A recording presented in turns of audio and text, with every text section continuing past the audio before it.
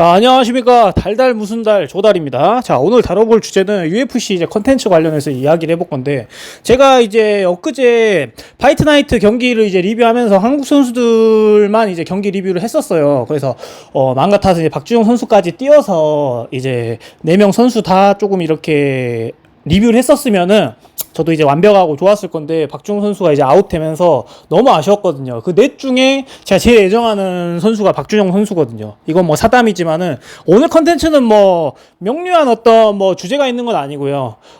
그렇기 때문에 좀 편하게 라디오처럼 어디 운전하시거나 아니면 러닝머신 타시거나 여자친구랑 데이트 할 때만 제외하시고 그냥 편하게 이제, 아니면 자기 전에 자장가처럼 들으시면은 마치 좋을 것 같습니다. 그래서 박주영 선수를 이제 넷 중에 좋아한다라고 이제 사심에 대해서 제가 덧붙여서 이야기하는 부분은, 박주영 선수가 진짜 무도가잖아요. 뭔가 예능 활동 같은 거 자체도 안 하고, 뭐 그게 나쁘다는 건 아니지만 그냥 영혼과 시간과 본인의 어떤 물질적인 부분과 이런 것들을 다 갈아 넣는 것 같아요. 그러니까 모든 수단과 방법을 가리지 않고 이제 격투기 UFC라는 곳에 몰입하는 것 같아요. 그 정도로 좀 더 다른 선수들보단 제가 그냥 객관적으로 봤었을 때 더 사랑하는 것 같아요. 그냥 격투 자체를. 그래서 그냥 격투기 라이프에서 보는 것들, 코리안 탑팀 이제 무채색 필름에서 코리안 탑팀 취재한 어떤 이제 장기적인 컨텐츠들, 그런 이제 컨텐츠 같은 것들 보면은 그냥 너무 순수하고, 그냥 싸우는 거 자체, 싸우기 위한 이제 훈련하는 거 자체를 너무 사랑하는 것 같아서 하고, 또 엄청 겸손하시잖아요. 그래서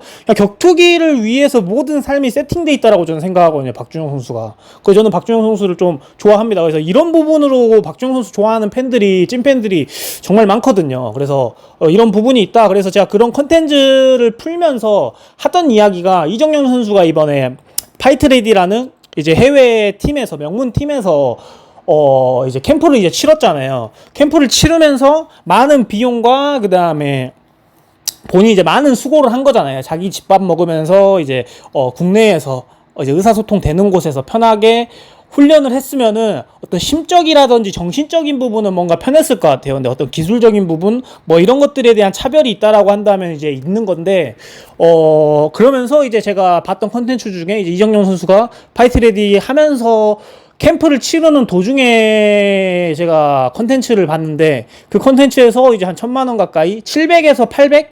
그때가 이제 도중이었어요. 다 끝나지 않았어요. 캠프가 다 끝나지 않았고, 시합이 이제 다가오는 시기였고, 이제 좀 캠프가 많이 남은 상황, 그러니까 시합을 뜨기까지 많은 시간이 좀 있는 상황, 그러니까 아직 비용이 더 이제 지출이 든다는 뜻인 거잖아요. 그래서 이정영 선수가 그런 말들을 듣고, 그리고 이정영 선수가 이제 신인이잖아요. 어쨌든 그렇다 보니까 정찬성 선수처럼 막 그런 드라마틱한 파이트머니는 없거든요, 아직까지는. 그러다 보니까, 또 그렇다고 UFC라는 단체 자체가 다른 어떤 블랙컴뱃이나 저희 국내 단체처럼, 예전에는 뭐 신타식스라든지 머슬팜이라든지 나이키라든지 다양하게 뭐 레드불이라든지 스폰서를 개개인별로 취할 수가 있었어요. 그래서 본인이 UFC에서 뛰는 수익 외에 쉐어를 할 수 있는, 수익 창출할 수 있는 루트들이 있었었거든요. 그래서 유니폼이라든지 등장할 때 이제 그런 이제 이제 그런 플랫폼을 이제 만들어서 이제 PR을 하거나 모자를 쓴다거나 의류에 이제 그런 것들을 프린팅 한다거나 해서 개개인마다 받고 있는 스폰서가 틀렸었어요. 그래서 예전에 존 존스도 대문짝만하게 엉덩이에 트렁크에 이제 베놈 트렁크가 아니라 나이키 트렁크를 입고 이제 경기를 떴었잖아요. 예. 그런 이제 이력이 있었는데, 지금은 이제 아예 완전 합병해버려가지고 UFC가 어쨌든 좀 뭔가 갑질 같은 느낌인 거죠. 꽤 됐거든요, 이렇게 된지. 그래서 지금 이제 베놈하고만 제가 계약하는 걸로 알고 있습니다. UFC가 회사 자체적으로 계약되지 않은 어떤 스폰서십의 어떤 심벌이라든지 이런 것들을 이제 홍보나든지 PR할 수가 없어요. 그러다 보니까 수익 창출할 수 있는 부분들이 이제 엄청 협소해지죠, 선수들 개개인마다.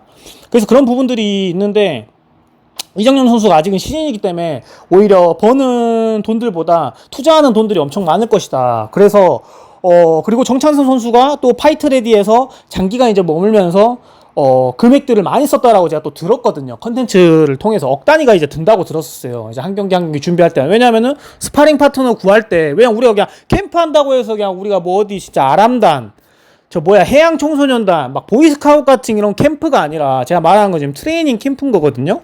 근데 그 이제 캠프에 가게 되면 뭐 코치를 이제 고용할 거 아니에요. 그리고 그 체육관을 이제 대관해서 쓸 거죠. 그리고 이제 선수들하고 이제 스파링을 하다 보면은 본인이 패더급이야. 그럼 패더급에 좀 괜찮은 아니면은 파이트레디에서 보유하고 있는 선수들을 쓰게 되면은 그것도 이제 비용이고 선수 이제 코치한테 전문 이제 스킬이라든지 이제 포인트 레슨을 받는 것들도 다 돈이고 그 다음에 미트를 잡아주는 것도 또 어떤 사람이 미트를 잡아주냐에 따라 단가가 틀리거든요. 그래서 이런 것들이 다 돈이에요. 그러다 보니까 억 단위가 든단 말이 정찬 선수는 또 이제 유능한 선수들, 그 다음에 네임드 있는 선수들 쓰다 보니까 페이가 이제 올라갈 거 아니에요. 그러다 보니까 뭐 1억 든다, 이런 이야기가 뭐 조금 이제 살이 붙더라도 어쨌든 수천이 이제 들었겠죠. 그래서 이런 돈들이 적은 돈들이 아니잖아요. 본인이 그렇다고 해서 UFC랑 계약하게 되면 싸우지 않는 이상 달달이 이제 월급이 나오진 않거든요. 싸워야지 뭐 파이트머니가 나오고 보너스 수당이 나오고 하는 어떤 부분이거든요. 그러다 보니까 대부분이 정찬성 선수급, 예전 막 김동현 선수급이 아니면은 배고파요. 예. 제가 알기로는 되게 배고픈 걸로 알고 있어요. 그럼 국내 단체나 이런 사람들은 더욱 배고픈 걸로 알고 있거든요. 그래서 격투기를 하면서 이외의 어떤 직업을 취하고 있는 격투기 선수들이 많은 어떤 실정입니다. 우리나라 같은 경우는. 그거 뭐 여러분들도 뭐 많이 아시고는 계실 텐데, 그래서 이제 제가 이 국내 새 선수 파이트나이트 경기에 리뷰를 하면서 사람들끼리 이제 찬반 언론, 그 다음에 호불호가 많이 갈렸던 게 이 캠프, 해외에서 선수를 고용하고 또 해외로 꼭 가서 캠프를 이제 치러야만, 그러니까 훈련을 가져가야만이 훈련이 이제 시합이 임박했었을 때 진짜 실용적이냐라고 이제 묻는다면은 저도 이제 결과론적으로다가 정찬성 선수가 파이트레디에 입성해가지고 3승 3패였어요. 제일 거기서 거물 잡았던 게 모라카노가 아니라 모이카노 선수 잡은 게 제일 거물이었거든요. 프랭크 에드가를 잡았다 치지만 프랭크 에드가는 사실 좀 꺾였던 상태에서 또 정찬성 선수의 나라에서 또 정찬성 선수의 분위기 속에서 싸운 거기 때문에 뭔가 좀 정찬성 선수가 좀 어드밴티지가 있었다라고 생각해요. 그래서 결론적으로 말씀드리면은 제일 그냥 거물 잡았다고 생각하는 게 모이카노인데, 모이카노 잡은 게 사실 이제 득이 그렇게 큰 거냐라고 물었을 때 진 선수들은 로드리게즈, 볼카노프스키, 그 다음에 할로웨이는 이제 정찬성 선수가 에디차 코치랑 파이트레디하고 안 했어요. 개별적 이제 선수들 이제 자기가 이제 판단하 이제 그게 은퇴 경기가 될 것 같으니까 본인이 이제 프리스타일로 이제 한 것 같아요.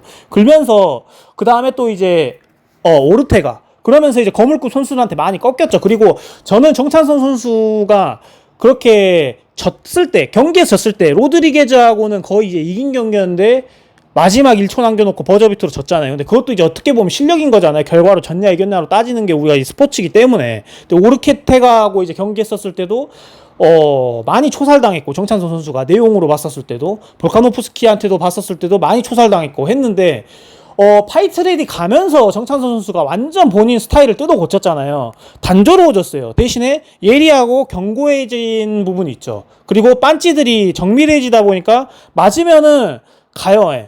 맞으면 옛날보다 더 빨리 가요. 그런 단점은 있지만 옵션이 많이 사라졌었어요. 그러니까 불필요한 것들을 다 없애버리다 보니까 상대가 이제 생각하거나 신경 쓸 것들이 단조롭다 보니까 경기를 임할 때 장점이라고 한다면 편했던 거죠. 그래서 파이트레디에 대한 하고 또 이런 해외팀에 막상 들어간다라고 해서 이 사람이 막 그 드라마틱하게 뭔가 변하진 않는다. 이 사람의 자질이라든지 이 사람이 뭔가 그 흡수하려고 하는 어떤 이런 재능들이 중요한 거지. 노력과 재능들이 중요한 거지. 뭔가 명문팀에 가서 이 사람이 막 진짜 드라마틱하게 뜯어 고쳐지고 막 하는 것 같진 않거든요.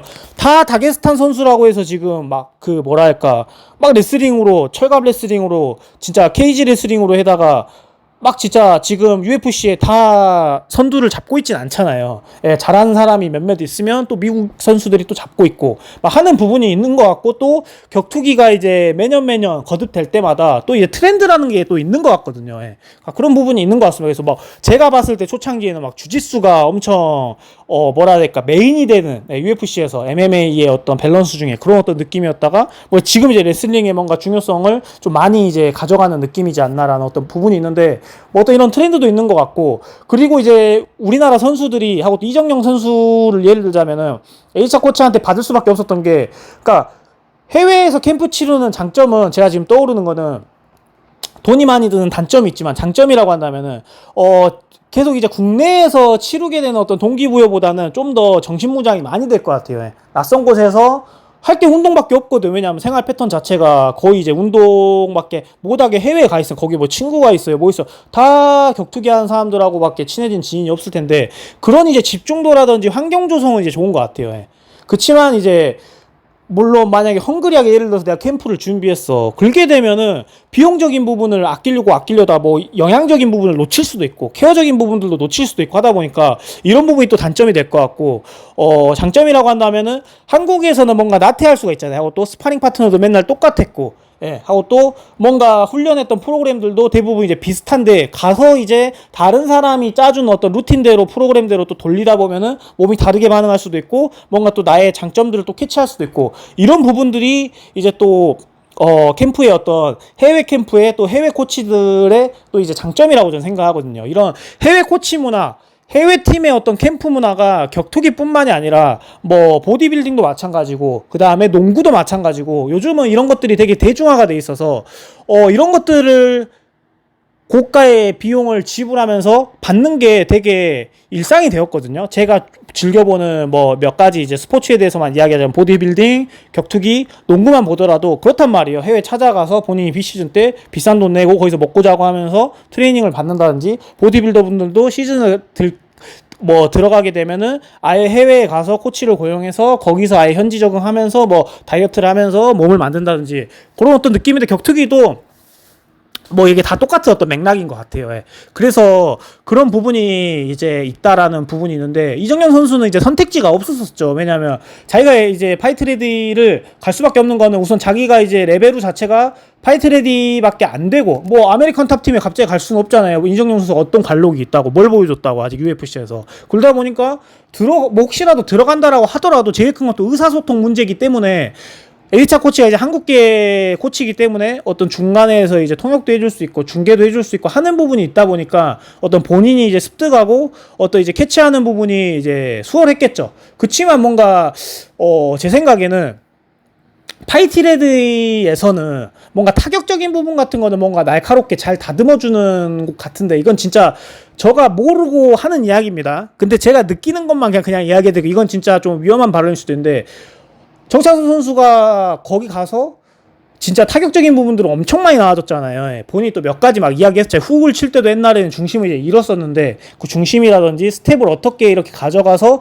밸런스를 잡고 이제 카운터 훅이라든지 백스텝 훅이라든지 이런 것들을 교정을 하면서 엄청 내가 느끼기에도 날카로워지고 정교해지고 이런 것들이 이제 힘이 실리는 어떤 각을 찾았다라고 이제 이야기하면서 본인은 되게 파이트레디에 있어서 지금도 잘 지내고 계시고 뭔가 가서 받는 어떤 훈련이나 프로그램들에 대해서 만족도가 높으셨잖아요. 근데 이제 팬들의 입장에서는 결과가 너무 이제 애매하니까 뭐 졌다 이겼다 너무 이제 효율이 안 나오니까 사람들은 이제 결과론적으로 우리가 보고 비판을 하는 거고 이제 우려를 했던 거거든요.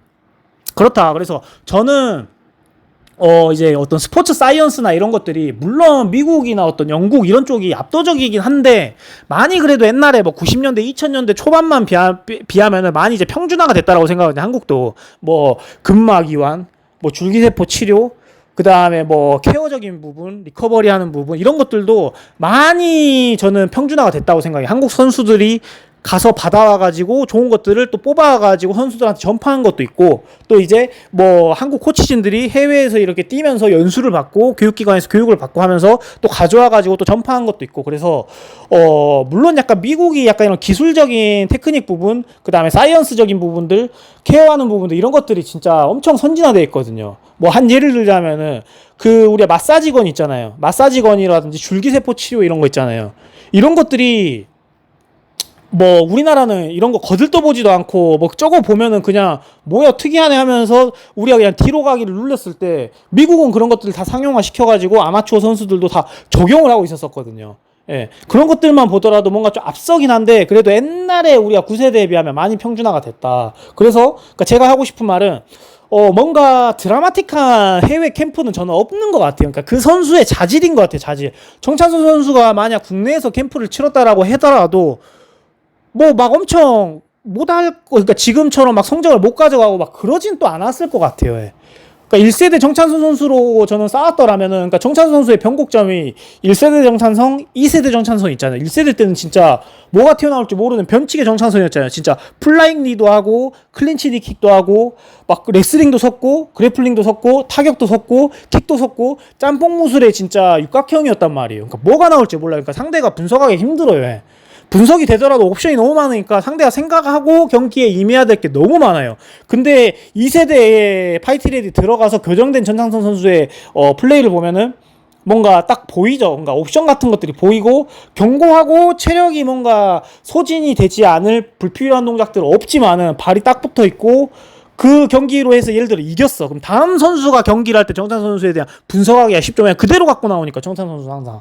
그래서 그런 부분들이 있는 것 같고 하고 또 미국이나 약간 영국 이런 선진국 쪽으로의 어떤 캠프를 저는 이렇게 가는 거는 비용이 엄청 많이 들잖아요. 그래서 제가 이 컨텐츠를 하는 이유가 뭔가 동남아 쪽에 가서 캠프를 치르는 것도 요즘은 나쁘지가 않은 것 같다. 제가 평준화됐다 했잖아요. 근데 이게 우리나라뿐만 아니라 뭐 일본, 중국이 진짜 저희 나라보다 격투기 기술이나 인프라가 훨씬 앞서거든요. PI까지 생겼습니다. 그러니까 우리나라엔 PI 생길 수가 없죠. 왜냐하면 그 정도의 흥행력도 없고 인구도 없고 플레이어들도 많이 없다 보니까. 근데 미국은 작정하고 지금 그 아시안 컬처를 지금 UFC가 지금 아예 입성해갖고 키우고 있거든요. 거기서 이제 스타 만들라고. 그런 어떤 부분이 있는데 동남아도 마찬가지예요. 동남아라고 해서 우리가 뭐 얄라뽕따이 하면서 막 사디카 막 코콩캅 하면서 못 사는 나라가 아니다라고 느낀 게 거기에 이제 해외에서 뭐 레전더리였던 선수들이 와서 코치 생활도 하고 날씨도 좋고 훈련하기 좋은 환경이니까 이주에서 사는 선수들도 많고 다양한 이제 선수들 유명 선수들도 넘어와서 또 이 동남아가 복잡하지도 않고 휴양하면서 훈련 캠프를 꾸리기에 정신건강에도 너무 좋잖아요. 그래서 볼카노프스키도 아데산야도 동남아에 가서 캠프를 치르는 경우가 많단 말이에요. 그래서 아다리 잘 맞으면은 국내 선수들도 가서 막 볼카노프스키 보는 경우도 있다라고 하고 막 이런 설들을 제가 어깨너머로 듣거든요. 그래서 동남아에 캠프를 치르는 것도 전 나쁘지가 않다라고 생각해요. 근데 이제 전제는 있죠. 뭐 미국에 내가 아는 사람이 있어 하고 또 뭐 에디차 코치하고 내가 뭐 연이 돼. 뭐 아메리칸 탑팀하고 연이 돼. 그래서 가서 뭐 숙식도 어느 정도 뭐 아는 사람 통해서 약간 비빌 수도 있고 그 다음에 뭐 그런 것들이 금전적으로라든지 뭐 이런 것들이 어느 정도 뭔가 스폰서라든지 이런 것들이 얹혀지면은 뭐 미국이나 뭐 다양한 국가를 자기 가고 싶은 대로 이제 뭐 선택할 수가 있죠. 근데 이제 동남아 같은 경우에 이점은 날씨 좋죠. 훈련하기 좋죠. 물가가 우선 첫 번째로 쌉니다. 예. 물가 우선 첫 번째로 싸죠. 그 다음에 또 두 번째로 의사소통이 어느 정도 돼요. 우리나라 이제 K-팝 문화, BTS나 뭐 이런 아이돌들이 이제 많이 선전해가지고 어지간한 태국 뭐 이런 사람들 태국에서 뭐 훈련한다면 한국말 어느 정도는 합니다. 예. 마사지 3만원 막 하면서 안녕하세요 막 이 정도는 다 한단 말이에요. 그러다 보니까 의사소통에 대한 벽이 훨씬 수월하죠. 가면은 먹는 것들도 물가가 싸니까 뭐 영양적인 부분들도 많이 잘 챙길 수도 있고 이제 숙소적인 부분에 이제 뭐 체류적인 부분들도 이제 숙소가 저렴하다 보니 이런 것들도 하고 또 훈련 캠프를 치렀을 때 체육관에서 이용하는 것들 미트 잡는 뭐 어떤 레슨료들 PT비들 이런 것들도 훨씬 그래도 이제 미국보다는 저렴하기 때문에 또 우리나라하고 이제 가까워요. 그러다 보니까 시차가 없습니다. 그래서 훈련 준비할 때 어떤 시차에 대한 어떤 부분들이라든지 그래서 비용적인 부분들을 엄청 절감할 수 있고 뭐 어떤 기술력이라든지 하고 또 가면 뭐 스파링 파트너가 없냐 뭐 컨텐츠 여러분들도 동남아에 누가 막 이렇게 원정 가가지고 훈련하는 컨텐츠 같은 것들 잠깐만 보더라도 중량급부터 경량급까지 널렸습니다. 하고 또 동남아가 지리 위치상 한국, 일본, 중국하고도 가깝지만은 뭐 이렇게 이제 가까운 이제 동유럽 쪽, 러시아라든지, 그 다음에 우크라이나 뭐 이런, 그 다음에 또 끝에 탄자 들어가는 쪽 있잖아요. 뭐 우즈벡, 뭐, 그 다음에 그런 쪽도 이제 가깝기 때문에 동남아 쪽에 많이 사람들이 체류하면서 훈련을 많이 치는 걸 엿볼 수가 있어요. 다게스탄, 뭐, 체첸, 뭐 이런 쪽들도.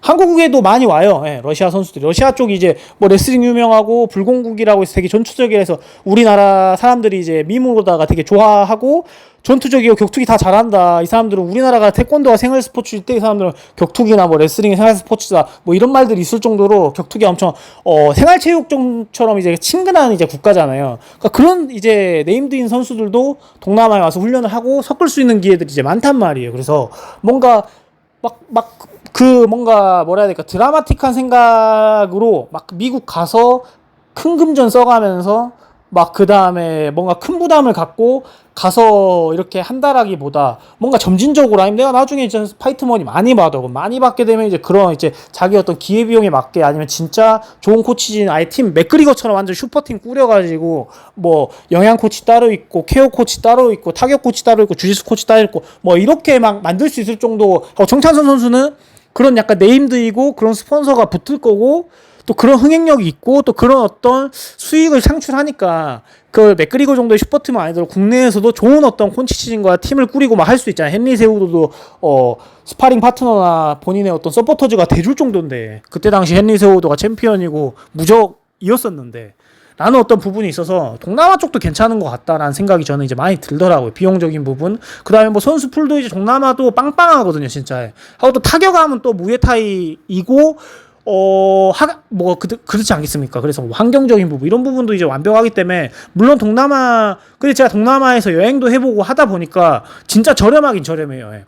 미국에서 생활하는 것보다는 그래도 훨씬 저렴하기 때문에 뭔가 캠프를 이제 그런 쪽에서도 이렇게 선수분들이 눈을 돌려서 그런 쪽으로 이렇게 진입을 하는 것도 저는 나쁘지 않다라고 저는 생각이 들거든요. 예. 하고 뭐 라스베가스에서 시합한다 그러면은 라스베가스 쪽에 있는 팀하고 아니면 그쪽에 훈련장을 이제 얻어서 그쪽에 숙소 에어비앤비 얻고 트레이닝하고 시차 적용하고 시합을 뛰면은 그 근처에 있기 때문에 환경이라든지 이런 심적적인 뭐 이런 것들도 이점이 있긴 해요. 그래서 뭐가 맞다, 뭐가 틀리다 뭐 이렇게 이야기할 순 없지만은 캠프적인 부분, 그 다음에 해외 코치에 대한 이야기들이 찬반론이 엄청 많으면서 저도 거기에 이제 생각을 끼얹은 부분도 있고 해서 이 컨텐츠를 다루게 되었습니다. 그래서 여러분들 어떻게 생각하시는지. 예, 동남아 요즘 뭐 이런 격투기 채널들 컨텐츠 보면요 진짜 빠방해요. 진짜. 예, 뭐 러시아 선수도 워낙 많고 그냥 동남아 태국 가면은 태국 선수들이 무에타이라고 종주 뭐 이제 스포츠 해갖고 알려주는 게 아니라 뭐 주짓수 선수 코치 따로 있고 그것도 이제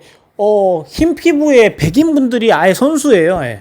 그 유명 체육관에 그냥 막 태국 선수들만 와가지고 막 사와디까 막 얄라뽕따이 막 우행장 빵 막 하면서 막 싸우고 하는 것들이 아니란 말이에요. 제 말이 뭔 말인지 아시죠?